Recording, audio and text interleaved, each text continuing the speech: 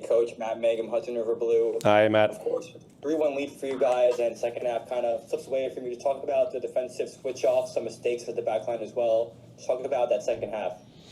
Yeah, it's something that that we didn't anticipate, especially if you look at our squad coming out of the dressing room, getting the goals within 10 minutes the way we did in this away game. That should make your opponent quite nervous, and I think they were nervous. We had the momentum. Then there's that own goal, which brings a little bit more energy to the opponent, but still there was nothing going on. But then there's a phase where we defensively, like you said, we switch off and we allow them to get crosses into the box, and we don't defend the box well enough, like we did last week in Columbus, and you get punished for a few errors made. Scott? Hey, Coach, how are you? Scott, Shirts and Stream Punk Soccer. Hi, Scott. Hey, zoning in a little bit on the own goal. This is now the second one in 3 matches. Yeah. Thoughts on that, concerns on that, or just anything you have? Thanks. No concerns on that. It's part of the game. I told my boys also just now, mistakes will always be part of the game. That was the case 20 years ago, 50 years ago. That will be the case in 20 years from now.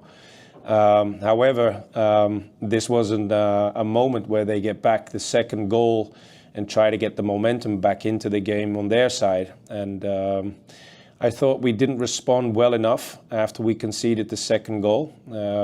Like we did last week, we were very decisive in defense last week.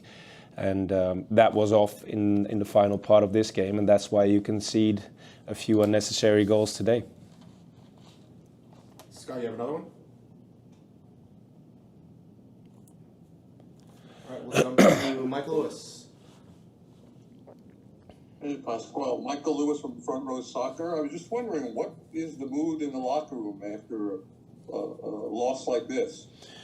I think you can imagine what the mood is like in the locker room. Everybody's very quiet, very conscious of what happened.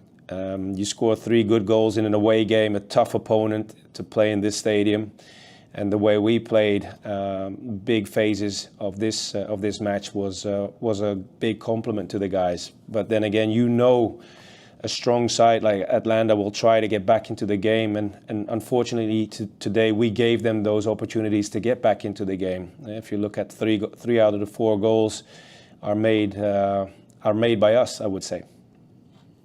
Matt?